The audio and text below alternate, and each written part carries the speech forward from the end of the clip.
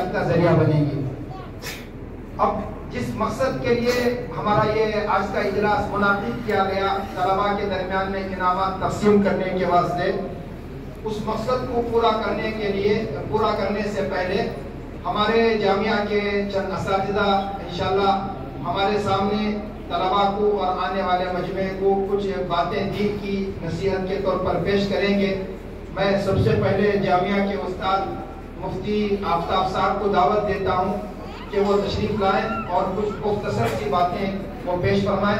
اس کے بعد مفتی مرشید صاحب بھی آئیں گے اور مولانا خالد خان صاحب، مولانا نور اللہ صاحب بھی اپنی باتیں پیش کریں گے، مختصر انداز میں کچھ نصیحت فرمائیں۔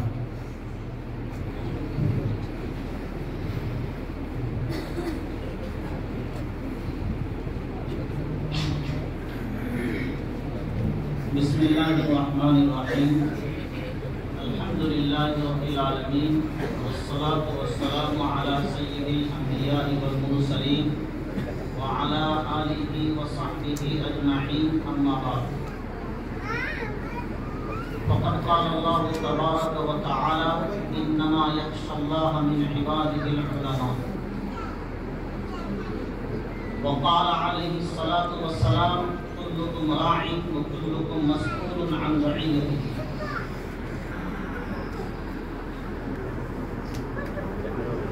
اسٹیج پر تشریف فرما حضرات اعظام،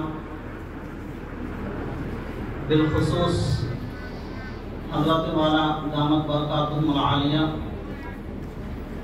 اور سامنے طلباء اور طلباء کے سرپرست اور اولیاء کرام، حضرت والا کی موجودگی میں طلباء کے سامنے نصیحت کرنے کے لیے یا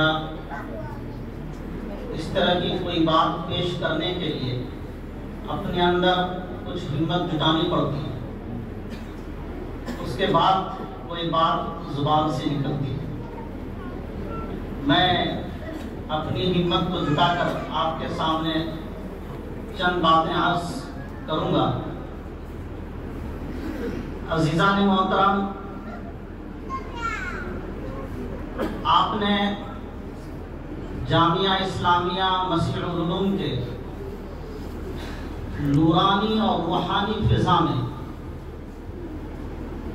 1 سال کا عرصہ گزارا ہے۔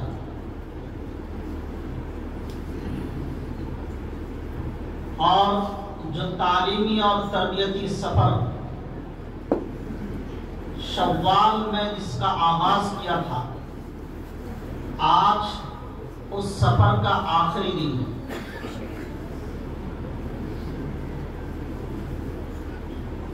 تعلیم کے کیا مقاصد ہیں؟ مدرسے میں 8 سال، 9 سال اور پورے سال کیوں گزارا جاتا ہے، یہ وقتاً فوقتاً آپ کے سامنے حضرات اساتذہ کرام پیش کرتے رہتے ہیں۔ میں یہ عرض کر رہا ہوں کہ اب یہاں سے اب جب جا رہے ہیں، جو طلبہ فارغ ہو کر جا رہے ہیں وہ تو میدان کار میں اپنا قدم رکھیں گے، اور جو طلبہ چھٹی گزارنے کے لیے جا رہے ہیں وہ بھی ایک کچھ ایام کے لیے، کچھ عرصے کے لیے مدرسے کے اس مبارک ماحول سے نکل کر جا رہے ہیں۔ وہاں ان کی کیا ذمہ داری ہے؟ عزیز طلبہ، یہ جو مدرسے کا ماحول ہے اور مدرسے کی جو یہ فضا ہے، یہاں جو آپ کو وقت گزارنے کے لیے کہا جاتا ہے اور آپ نے جو یہ وقت گزارا ہے، اس کا مقصد کیا ہے؟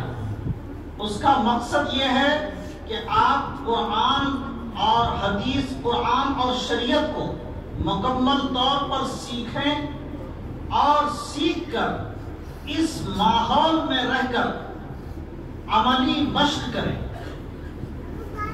اور سیکھ کر عملی مشق کر کے اپنے رب کو راضی کریں۔ یہ مدرسے میں وقت گزارنے کا دراصل مقصد ہے. آپ کو جب یہاں آئے تو شروع سال سے لے کر آخر دن تک نماز کے وقت میں جماعت کے ساتھ نماز کی ادائیگی کا پابند بنایا جاتا تھا.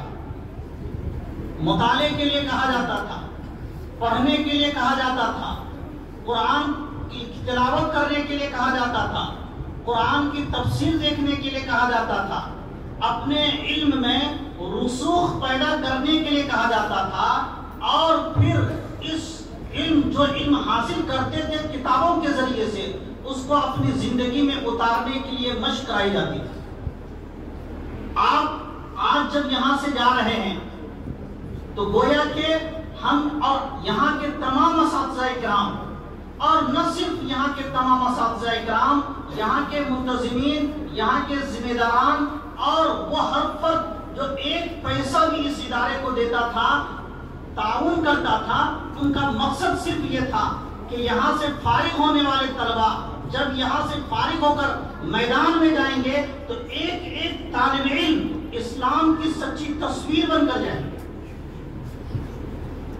جب وہ میدان میں جائیں گے تو کوئی غیر مسلم جو ملحد، جو اسلام بیزار ہے، جو مسلمانوں سے دشمنی اور عداوت رکھتا ہے، جب وہ آپ کو دیکھے تو وہ کہے کہ اسلام سچا مذہب. ہمارے اولیاء کرام، حضرات صحابہ کرام جہاں بھی گئے ان کو دیکھ کر اسلام قبول کرتے تھے.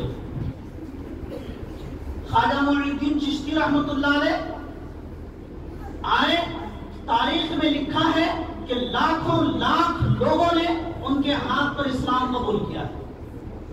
شیخ علی حمدانی رحمۃ اللہ علیہ کشمیر کے علاقے پر آئے تو پورا کا پورا کشمیر دائرہ اسلام میں داخل ہو گیا.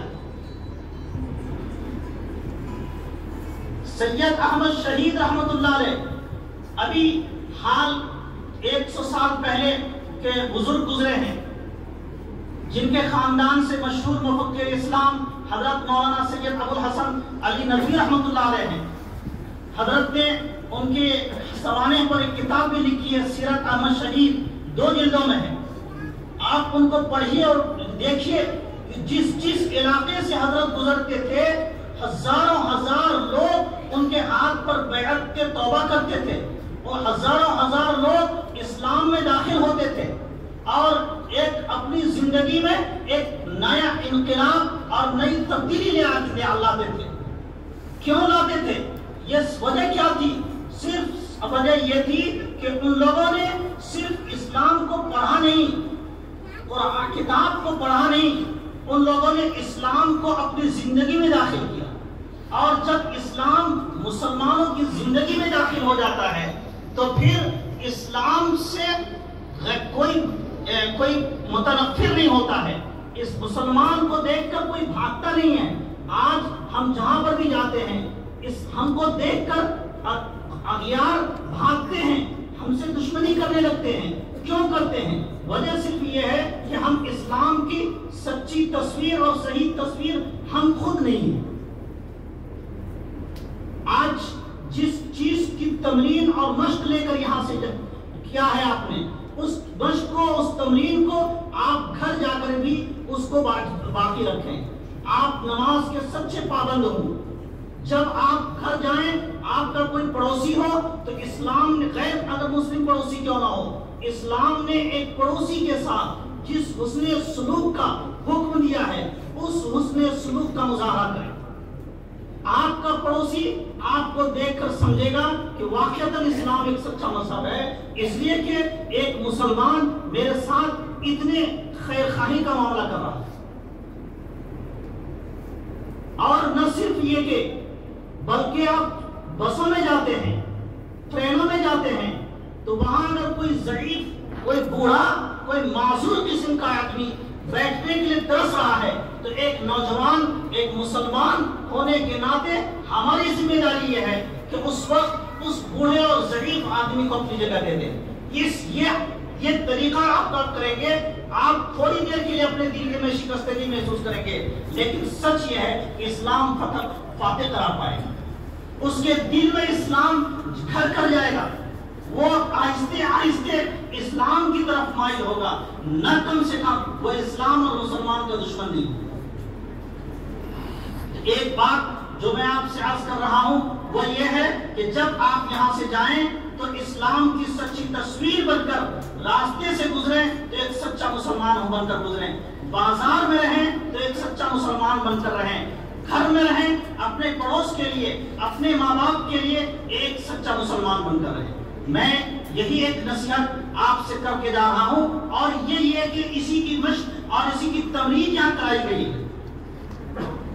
میں آپ نے ایک مثال دیتا ہوں وقتاً طلبا کو بھی، کہ کوئی گاڑی ہے، گیریج جب خراب ہو جاتی ہے تو اس کو گیریج میں بھیج دیا جاتا ہے، اور اس کو گیریج والے اس کو ٹھیک ٹھاک کر کے اس کو سڑکوں پر بھیج دیتے ہیں تاکہ وہ گاڑی ٹھیک سے سڑکوں پر چلے۔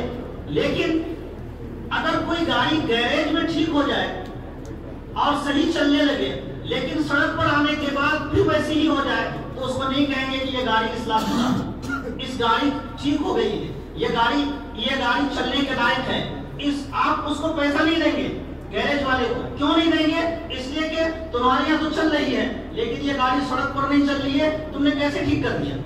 اس وقت تک پیسہ نہیں دوں گا جب تک کہ تم یہ گاڑی سڑک پر چلنے کے لائق نہ ہو جائے۔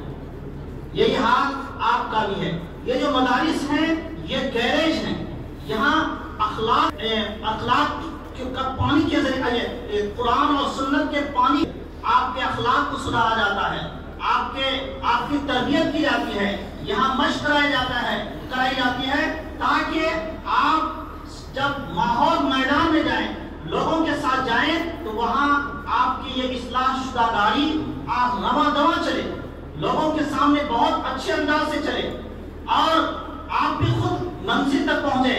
آخرت میں ہماری جو منزل ہے وہ جنت ہے، ہماری جو چاہت ہے، ہمارا جو مقصود ہے اللہ کی رضا ہے۔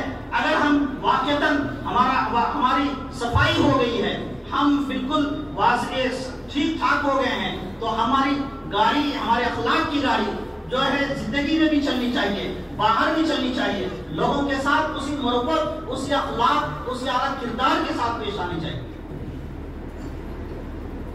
ایک بات یہ تھی جو آپ حضرات سے کہی تھی۔ دوسری بات جو میں ان حضرات سے کہوں گا جو بحیثیت سرپرست یہاں تشریف لائے ہیں، جو بچے کے والدین ہیں، جب یہ بچے آپ کے پاس جائیں، جو تعلیم اور تربیت کا جو نظام ہے، یہ تو آپ کا جب تک تعاون نہیں رہے گا یہ ہم کامیاب نہیں ہو پائیں گے۔ ایک طرف مدرسے نے ان طلباء کے تعلیمی اور اخلاقی تربیت کے لیے پوری کوشش کی ہے۔ یہ جو عرصہ گزرے گا چھٹیوں کا آپ کے پاس، اب یہ آپ کی ذمہ داری ہے کہ اس امانت کی اسی طرح سے حفاظت کریں جس طرح سے اس امانت کی مدرسے نے حفاظت کی، ان کے اخلاق کی حفاظت کریں، ان کے تعلیم اور تربیت کی حفاظت کریں، ان کو ہمیشہ پڑھنے لکھنے اور نمازوں کی پابندی اور جماعت کے ساتھ جانے اور جماعت کے ساتھ نماز پڑھنے اور لوگوں کو دین کی دعوت دینے کے لیے ان کو آمادہ کرے، ان کو فرصت دے۔ اور اگر یہ طالب علم کوئی ایسا راستہ اختیار کرتا ہے جو مناسب نہیں ہے تو ان کو تربیت کا جو نظام ہے ان کے اساتذہ سے رابطہ کر کے، ان کے یہاں کے تمام لوگوں سے رابطہ کر کے ان کے تربیت کے لیے سوچ اور فکر پیدا کریں اور اس کو عمل میں لائیں تاکہ یہ جو نظام ہے یہ نظام مستحکم طور پر چلے۔ بس اوقات ایسا ہوتا ہے، بہت سے والدین کو میں نے دیکھا بھی ہے اور علم بھی آتا ہے کہ جب یہ بچے گھر جاتے ہیں تو ان کو بڑا سا موبائل پکڑا دیتے ہیں اور وہ جو چاہتے ہیں وہ کرتے رہتے ہیں۔ یہ تعاون نہیں ہوا۔ آپ ان کے اخلاق اور ان کی تربیت کی فکر آپ کو بھی کرنی ہوگی۔ جب آپ بھی کریں گے، ہم بھی کریں گے، تب ہم کامیاب ہوں گے اور یہ بچے بھی ایک کامیاب منزل تک پہنچیں گے۔ اللہ تعالی ہمیں بھی اور آپ کو بھی اس پر عمل کرنے کی توفیق عطا فرمائے۔ آمین وآخر دعوانا الحمدللہ۔ ماشاءاللہ مفتی صاحب نے طلباء کو بھی نصیحت فرمائی اور والدین کو بھی نصیحت فرمائی۔ مفتی صاحب نے کہا کہ مدارس اور مکاتب کی اہمیت کو بتاتے ہوئے کہ یہ جو مدارس ہیں یہ گیرج کی حیثیت رکھتے ہیں. اگر یہ کہا جائے اس سے بھی بڑھ کر کہ یہ جو مدارس ہیں یہ گیرج ہی نہیں بلکہ یہ مسلمانوں کی زندگی ہے، جان ہے، روح ہے. اگر یہ مدارس ہیں تو مسلمان ہیں، مدارس نہیں ہے تو مسلمان ہی نہیں ہے. مسلمانوں کو اسلام جو ملتا ہے، دین جو ملتا ہے اور دین کی کا جو راستہ ملتا ہے وہ انہی مدارس سے ملتا ہے. اس لیے مدارس کی اہمیت کو اور مکاتب کی اہمیت کو سمجھنا چاہیے.